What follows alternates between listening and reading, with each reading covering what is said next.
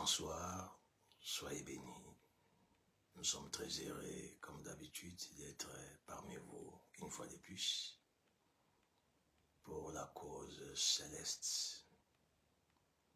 Nous continuons à parler sur les thèmes que nous avions commencé il y a des jours.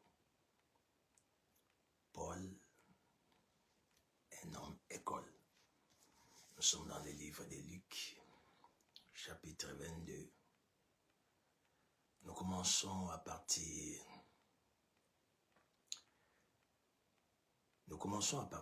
du 25e verset, si vous voulez. Et non, on commence au 31e verset. Le Seigneur dit, Simon, Simon, Satan vous a réclamé pour vous gribler comme les froment. Mais j'ai prié pour toi, afin que ta foi ne défaille point. Et toi, quand tu seras converti, affermis tes frères. Seigneur, lui dit Pierre, je suis prêt à aller avec toi et en prison et à la mort. Et Jésus dit à Pierre, je te l'ai dit, le coq ne chantera pas aujourd'hui, que tu n'aies nié 3 fois de me connaître. C'est sérieux ces passages, la discussion que Pierre a eue avec son Créateur. Pierre, un homme école. Cet homme devrait passer d'une mode de vie à une autre. Mais il y avait ces passages, ces changements, cette mutation qui devait avoir lieu dans sa vie, mais elle ne pouvait pas se passer d'une manière superficielle ou naturelle. Il fallait qu'il y ait des événements pour que la mutation ait lieu. J'ai dit à quelqu'un ce soir, Dieu est sur le point de vous faire basculer d'une vie à l'autre. Dieu a pour objectif de vous faire quitter un lieu pour un autre. Dieu a pour pensée de vous faire changer des événements, la vie quotidienne à une autre vie quotidienne. Les changements, les basculements de la vie est prophétique. Le basculement de la vie est une volonté de Dieu parfaite. Mais pour qu'il y ait mutation dans la vie de Pierre, pour qu'il puisse devenir une école, pour enseigner les autres, tout a commencé par cette conversation. J'ai dit à quelqu'un, pour que les gens voient cette mutation dans votre vie, pour que les gens vous voient basculer, pour que les gens vous voient dans une autre tournure, pour que les gens vous voient dans une autre mode de vie, pour que les gens vous voient élevés, honorés, tout doit commencer dans les secrets. Tout commence dans les secrets. La vie en réalité a pour origine les secrets. Moi et vous, nous sommes les fruits du secret de nos parents. Papa et maman étaient dans un secret. Et voilà les résultats. On est des humains aujourd'hui. Moïse, l'Égypte, ni Pharaon pouvait les découvrir, ni ses frères israélites ne pouvaient les découvrir si jamais ils n'avaient pas une conversation dans les secrets avec Dieu. Je vais dire à quelqu'un ce soir que votre vie ne soit pas toujours publique, que votre vie publique soit fondée sur la vie secrète que vous avez avec Dieu, que vos apparitions publiques ne soient pas des apparitions ordinaires, mais que ce soit des apparitions mandatées, scellées et impactées de la vie secrète, des conversations secrètes, des annonces secrètes que vous avez du ciel. On ne vous acclamera pas, on ne vous honorera pas.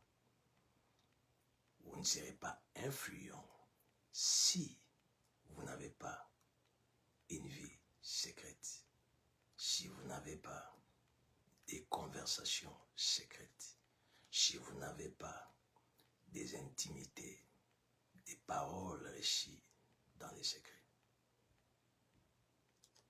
Je vais vous poser une question. Où êtes-vous? Que faites-vous? Et quelle est votre vie secrète? Quand je parle de où êtes-vous, je ne parle pas du milieu, de l'environnement. Je parle de votre stade de vie. Vous êtes dans quel stade? Vous vous retrouvez à quel niveau de votre vie? Et vous êtes en train de faire quoi? Et votre secret, c'est quoi? Les matchs de football se jouent dans les terrains, mais les préparations, c'est souvent dans les secrets. Tout sur cette terre est basé sur un lien secret. Moïse avait cette rencontre avec Dieu dans les secrets.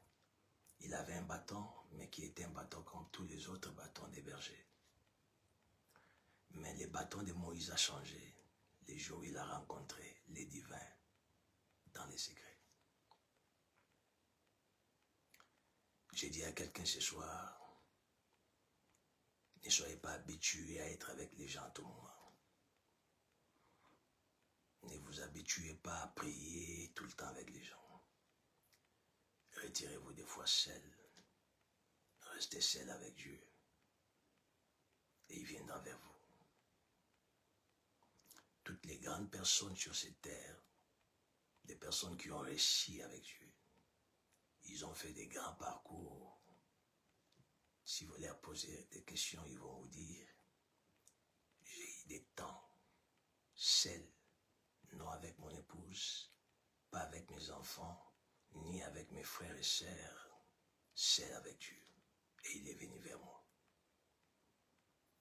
Passer des temps à chercher Dieu dans les gènes seul. Passer des temps à prier seul.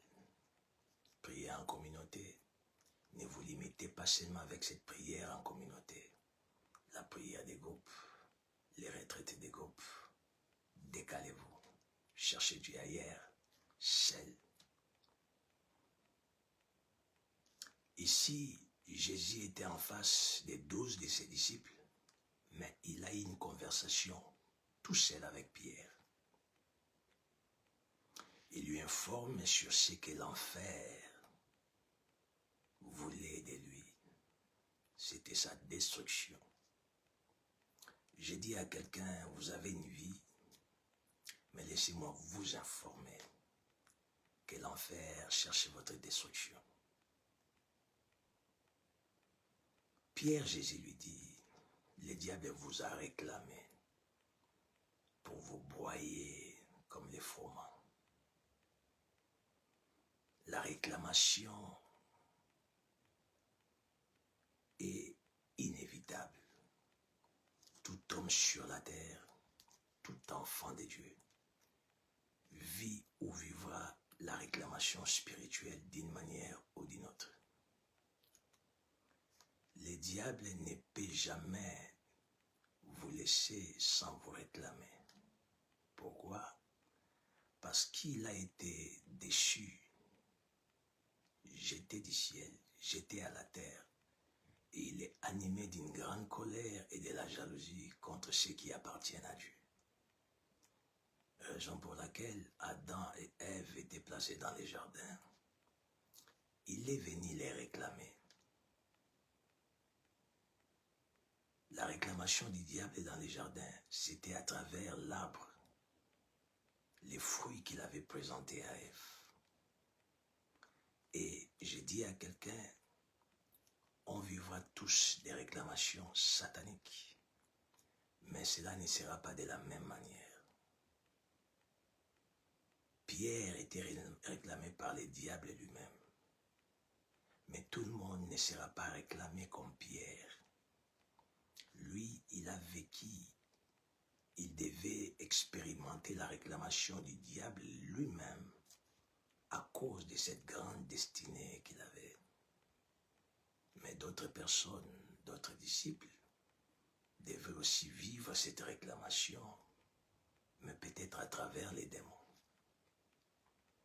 Là, je m'en vais dire à quelqu'un, nous avons tous les mêmes ennemis, mais nous n'avons pas tous les mêmes combats. Nous avons tous les mêmes dieux, mais nous ne vivons jamais les mêmes parcours ni les mêmes épreuves. Que chacun se contacte de sa vie, que chacun se contente de sa destinée, que chacun vit son combat, qu'il porte sa croix et qu'il expérimente Dieu à travers son destin.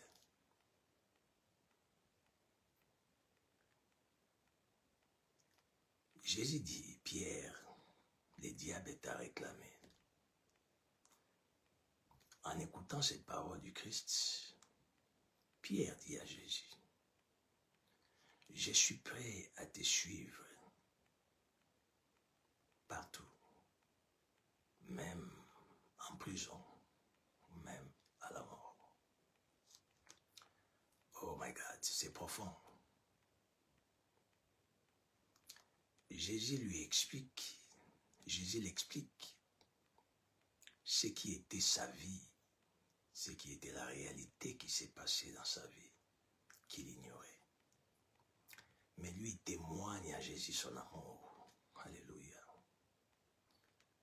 Oh, je dis à quelqu'un, malgré les combats que le diable peut mettre sur votre chemin contre vous, malgré les épreuves, malgré tout ce que vous pouvez vivre sur cette terre, malgré tout ce que vous pouvez entendre, laissez-moi vous dire que l'amour de Dieu en vous ne soit pas caché, mais que vous puissiez le témoigner.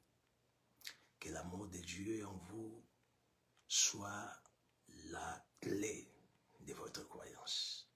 Que l'amour de Dieu en vous soit l'élément principal de votre existence. Que l'amour de Dieu en vous soit votre quotidien. L'amour, ce n'est pas les phrases et les mots qu'on dit à Dieu.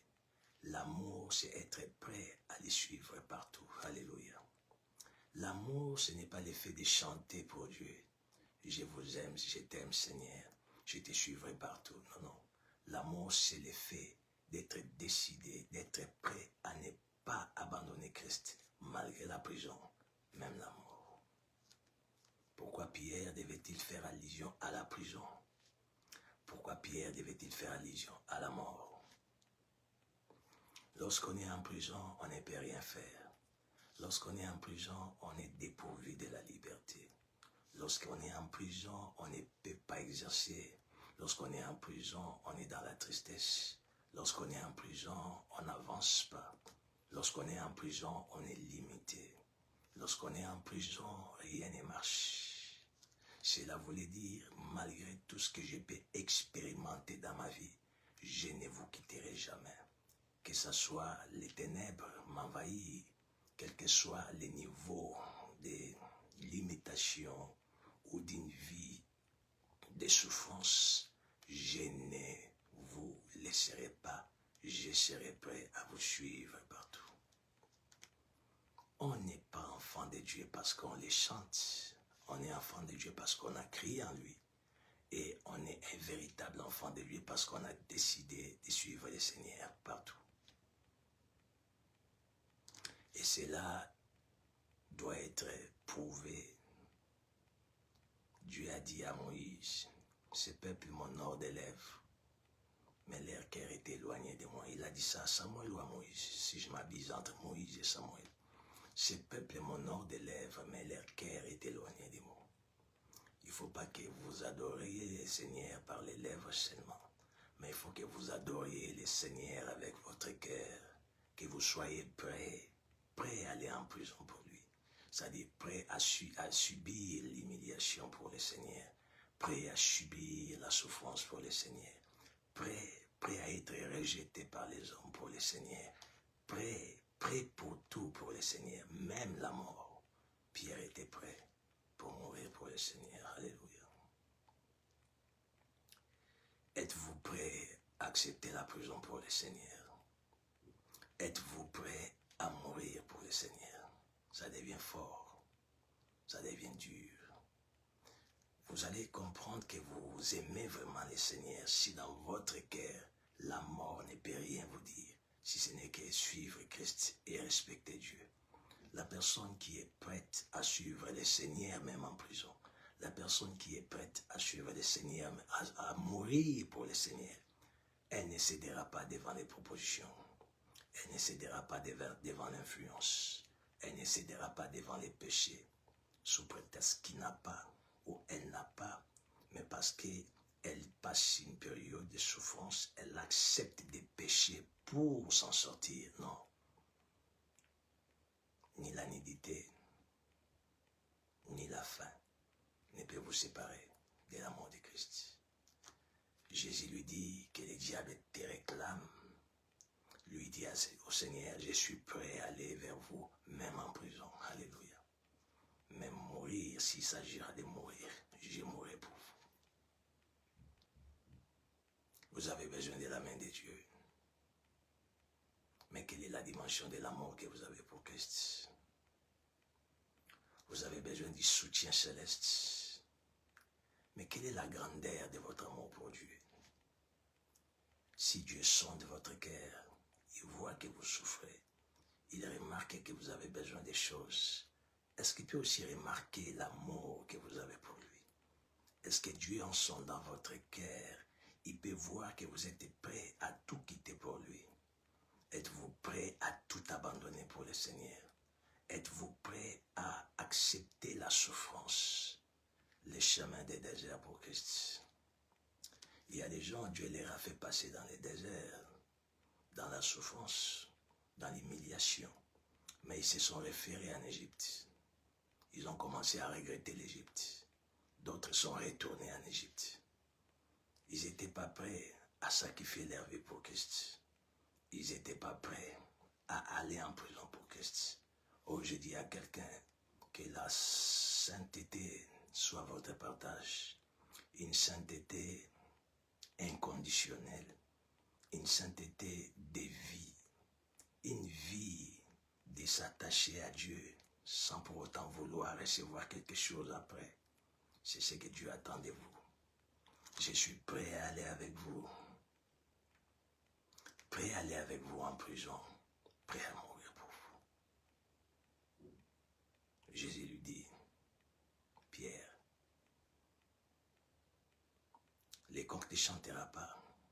Tu me régneras 3 fois. Écoutez, je vais dire à quelqu'un, tous, nous devons passer par la réclamation satanique. Mais cette réclamation satanique amènera chacun de nous vers le règnement de Christ. Pour Pierre, il devait régner Christ 3 fois. C'était les effets, les retombées de la réclamation du diable dans sa vie. J'ouvre une parenthèse pour dire à quelqu'un, ne jugez ni votre frère ni votre sœur. Vous ne savez pas ce qui arrive dans sa vie et les fruits de quoi et les retombées de quoi. Les gens pouvaient juger Pierre, les gens pouvaient les condamner. Ils ne savaient pas que Pierre vivait les effets, des éléments ou de la conversation qu'il a eu avec le Seigneur. Il y a des gens qui ont un caractère bizarre. Il y a des gens qui ont un comportement bizarre. Il y a des gens qui ont changé du coup. Il y a des gens qui ont une mode de vie, qui commencent à avoir une mode de vie autre. Il y a des gens qui sont attachés à certaines choses qui ne sont pas bien, qui ne sont pas honorables, qui ne font pas, qui ne présentent pas leur vie comme étant la vie d'un enfant de Dieu. Mais cela n'est pas les fruits des hasards. Pour d'autres, c'est les fruits de la réclamation satanique dans leur vie. Et Pierre régna les seigneurs. Vous n'allez pas régner les seigneurs, mais la réclamation du diable dans votre vie va vous amener un élément, un comportement qui renie Christ. Pour d'autres, c'est la colère. Ils ont une colère excellée. Ils ont une colère accrue. Ils ne savent pas pourquoi ils ont cette colère. Les diables les réclament à travers la colère. Paul dit, ce que je vais faire, je ne vais pas, je ne le fais pas. Romains chapitre 7, verset 15, si je ne me trompe pas, à 25. Ce que je vais faire, je n'arrive pas à le faire. Mais ce que je ne vais pas faire, c'est ce que je fais. Qui me délivrera? Il y a d'autres, ils ont... Si vous faites l'examen de conscience de votre vie, vous allez voir où est-ce que le diable est en train de vous réclamer. Et j'ai dit à quelqu'un, prions pour les uns les autres, parce que tous, nous subissons cette réclamation satanique. Ne jugez personne, ne condamnez personne. Chacun vit cette réclamation d'une manière différente dans sa vie. C'est des effets spirituels, mais qui se manifestent dans les physiques. Il y a d'autres qui vivent cette réclamation, qui sont liés à la famille. C'est-à-dire, le diable a réclamé les mariages de toutes les filles de la famille.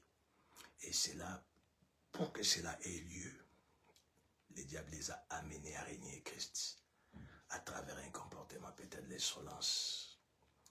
Il met dans la vie des filles l'insolence, afin que chaque homme qui vient vers elle puisse partir après. C'est-à-dire ces comportements d'insolence régner Christ, c'est le régnement de Christ. C'est un comportement qui ne fait pas honneur à Dieu, qui va à l'encontre de la parole de Dieu.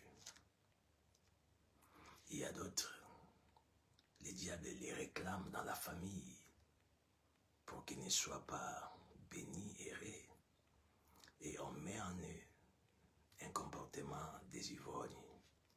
Pour eux, l'alcool, c'est tout. Ils peuvent accepter de tout perdre, mais d'avoir l'alcool.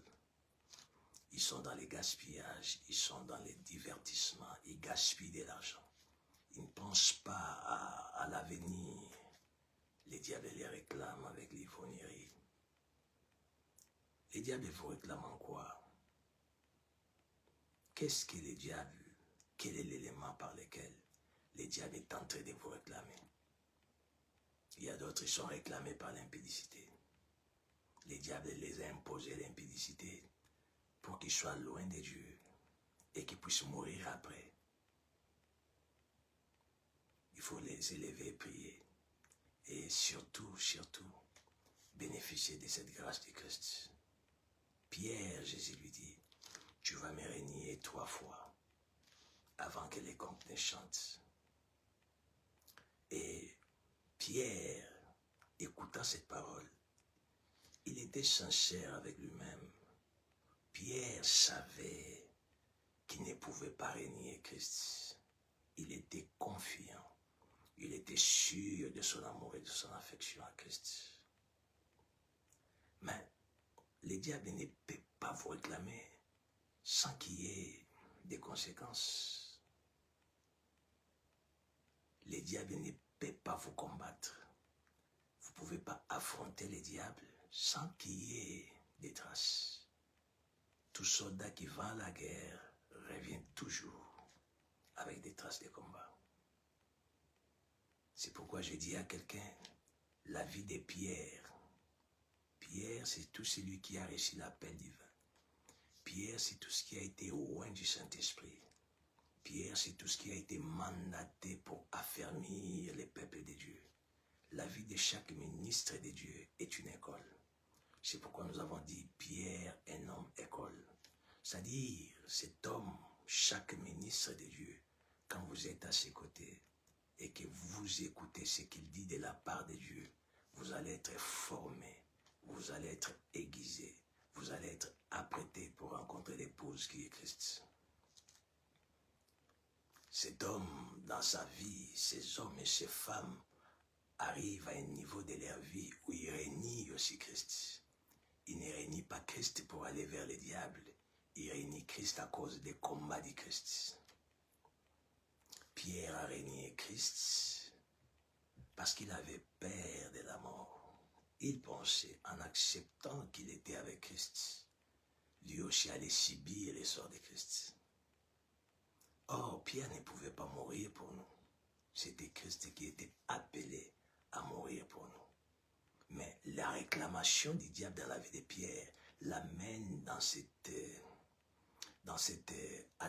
environnement de régner Christ. Oh, j'ai dit à quelqu'un, votre attachement à Dieu vous amène des combats, des réclamations. Votre suivi de Dieu, votre amour de Christ vous amènera des épreuves, des combats, des problèmes. Mais rien ne peut vous arriver sans que le Seigneur puisse les permettre. Les combats de Christ n'étaient pas les combats de Pierre. La croix de Christ n'était pas la croix de Pierre. Pierre ne pouvait pas accepter la croix de Christ parce qu'il n'a pas été appelé ni chargé pour la porter. Je dis à quelqu'un ce soir, quand vous regardez Pierre dans ses combats, fermez votre bouche. Écoutez Pierre parce qu'il a des choses à vous dire. Ne regardez pas les combats de Pierre. Les combats de Pierre ne vous concernent pas. Les peuples de Dieu, je l'ai dit et je le répète, ne regardez pas les combats des hommes de Dieu. Ne vous fiez pas aux combats des ministres, que cela ne vous concerne, parce que cela ne vous concerne pas. Il a des combats avec les diables. Il a un parcours, il a un chemin. Il va régner Christ, mais il a une mission de vous affermir. Il va m'affermir, il va vous affermir, malgré son parcours, malgré ses combats, malgré ses faiblesses, malgré ses échecs, parce qu'il a réussi mandat. Quand tu vas te convertir, c'est-à-dire quand tu vas sortir de cette situation, affermis tes frères. Pierre ne deviendra pas école s'il ne passe pas par ces réalités, par cet affrontement avec les diables. Pierre ne deviendra pas école s'il ne passe pas par les combats avec l'enfer. Pierre ne deviendra pas une école s'il n'a pas affronté les diables. Tout ministre de Dieu a quelque part dans sa vie affronté les diables et vaincu les diables. Alléluia. C'est un chemin obligé, un passage inévitable. Il te réclame, mais j'ai prié pour toi. C'est une grâce, une faveur. J'ai prié pour toi. C'est l'alliance que Pierre avait avec Christ. Moi, j'ai prié pour toi. Les ministres de Dieu, la Bible dit que Dieu jugera le monde, mais il aura pitié de ses serviteurs.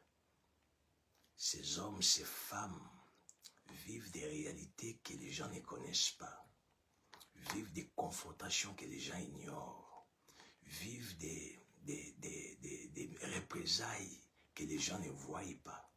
Mais ils ne peuvent pas être safe, comme les anglophones disent. Ils ne peuvent pas être, en français on dit, ils ne peuvent pas être épargnés s'ils n'avaient pas l'alliance avec Dieu. C'est pourquoi je dis à quelqu'un, ne vous improvisez pas ministre de Dieu. N'entrez pas dans cette histoire, dans cette affaire, si Dieu ne vous a pas appelé. Parce qu'à un moment, vous allez faire face au diable. Et si vous n'avez pas l'appui du Seigneur, si vous n'avez pas un numéro matricule de l'appel de Dieu, vous devez avoir un numéro matricule comme les militaires, une marque de l'appel. Si vous n'en avez pas, lorsque vous allez affronter le diable, il va vous broyer. Il y a des ministres de Dieu. J'ai entendu parler, tel ministre de Dieu a été tué par les sorciers. Tel, il a été touché par je ne sais qui. Un véritable ministre de Dieu ne peut pas être touché, ne peut pas être éliminé par l'enfer, non. Parce que le Seigneur priera pour lui. Alléluia. Même s'il ne sait pas les combats. Mais il a quelqu'un qui l'a oint, qui l'a appelé, qui l'a établi. C'est lui qui va intervenir à sa faveur. Mais s'il ne vous a pas appelé, lorsque le diable se lèvera, il ne fera rien parce qu'il ne vous a pas envoyé. Il ne vous a pas mandaté. Arrêtez, si Dieu ne vous a pas appelé, sortez, laissez la Bible, retournez vous asseoir à la chaise, écoutez les gens qui ont été appelés. N'entrez pas dans cette histoire par influence. Un jour, vous allez payer, vous en payerez, et vous en payerez trop cher. Il faut avoir l'appel, il faut avoir l'huile, il faut avoir les mandats pour faire ce travail. Pierre, j'ai prié pour toi. Oh, alléluia. Dieu a dit à David, j'ai trouvé David mon serviteur, je l'ai oint de mon huile sainte. On peut dire ça, Psaume 89. On va terminer par là. Pierre, un homme et toi, un homme, école. Quand tu seras converti, édifie tes frères. Quand tu seras converti, Pierre, il y a des gens qui vivent, ils sont entrés dans la bande noire, rouge, si je peux le dire ainsi, parce qu'ils n'ont pas su que Pierre doit passer par un chemin où il se retrouve face à face avec le diable. Et il y a des répercussions dans sa vie physique. Si vous n'êtes pas enseigné, vous allez les juger. Si vous n'êtes pas enseigné, vous allez les condamner. Si vous n'êtes pas enseigné, vous allez parler contre lui. Et Dieu va se tourner contre vous. Attention avec des pierres. Attention avec des pierrettes. J'ai dit à quelqu'un, attention avec Pierre. Attention avec des pierrettes. Des mandatés. N'entrez pas dans leur combat. Soyez loin de leur combat. Priez pour Pierre. Priez pour Pierrette. Donnez-leur les oreilles. Parce qu'ils ont été appelés pour vous rendre solides.